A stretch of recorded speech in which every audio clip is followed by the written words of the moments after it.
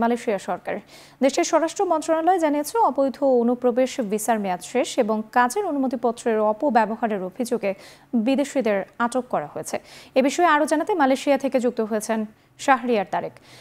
আমরা দেখতে পেয়েছি অভিযানে আটক করা হয়েছে কয়েক হাজার বিদেশিকে, যাদের মধ্যে ইন্দোনেশিয়া, মিয়ানমার এবং বাংলাদেশে যাওয়া নাগরিকরাও ছিলেন।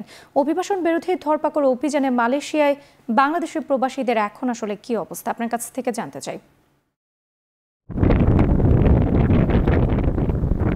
রাত্রি দেখেন, মালয়েশিয়াতে কিন্তু এই যে অবৈধ অভিবাসীদেরকে ধরতে যে অভিযান, সেটি কিন্তু ধারাবাহিকভাবেই পরিচালিত হয়ে থাকে। তবে চলতি বছরে আমরা এই সকল অভিযানের সংখ্যাটি বৃদ্ধি পেয়েছে বলে দেখতে পাচ্ছি। আপনাকে যদি জানিয়ে রাখি যে মালয়েশিয়াতে এই যে আগস্ট মাস পর্যন্ত প্রায় ৯,৫০০ অভিযান কিন্তু পরিচালিত হয়েছে এবং এর মাধ্যমে ৩৫,২২৫ জন বিদেশিকে আটক করা হয়েছে। এবং মালয়েশিয়ার স্বরাষ্ট্র মন্ত্রণালয়ের পক্ষ থেকে জানানো হয়েছে যে এই যে অভিযানে আটক করা হয়েছে তার মধ্যে ইন্দোনেশিয়া, মিয়ানমার এবং বাংলাদেশের নাগরিকই সবচেয়ে বেশি।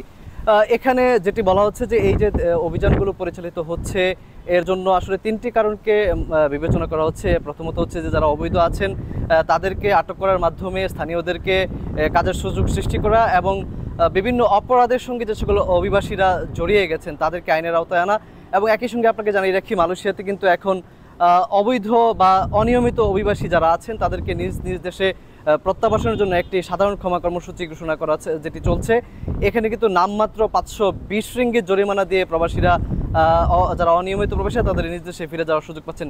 ফলে এটার মাধ্যমে যারা অবৈধ অভিবাসী যারা আছেন তারা যাতে এর মাধ্যমে অংশগ্রহণ করে এই দেশ থেকে প্রত্যাবাসন করেন, সেটির লক্ষ্যে আসলে এই যে অভিযানগুলো বৃদ্ধি করা হয়েছে। আপনি প্রবাসী বাংলাদেশিদের কথাটি জানতে চাচ্ছিলেন।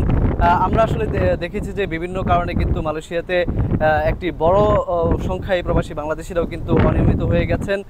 তাদের মধ্যে তো এক ধরনের উৎকণ্ঠা বিরাজ করছে স্বাভাবিকভাবে। তারা একটি আতঙ্কে আছেন, যেহেতু এখন ব্যাপকভাবেই অভিযান পরিচালিত হচ্ছে। একই সঙ্গে যারা নিয়মিত কর্মী আছেন তাদের মধ্যেও কিন্তু এক ধরনের অবৈধ প্রবাসীদের পাশাপাশি বৈধ যারা আছেন তাদের মধ্যেও এক ধরনের আতঙ্ক চলছে। তারা এখন যেটি জানাচ্ছেন যে বাংলাদেশ সরকারের যাতে মালয়েশিয়া সরকারের সঙ্গে একটি কূটনৈতিক তৎপরতার মাধ্যমে যারা আসলে বিভিন্ন কারণে অনিয়মিত হয়ে গেছেন তাদেরকে যেন আবার ভিসা দেওয়ার একটি প্রক্রিয়া শুরু করে মালয়েশিয়া সরকারের ব্যাপারে যাতে ঢাকা থেকে অনুরোধ করা হয়, এসব বিষয়গুলো আসলে বলা হচ্ছে। সব মিলিয়ে মালয়েশিয়াতে ব্যাপকভাবে অভিযান চলছে আসলে রাত্রি।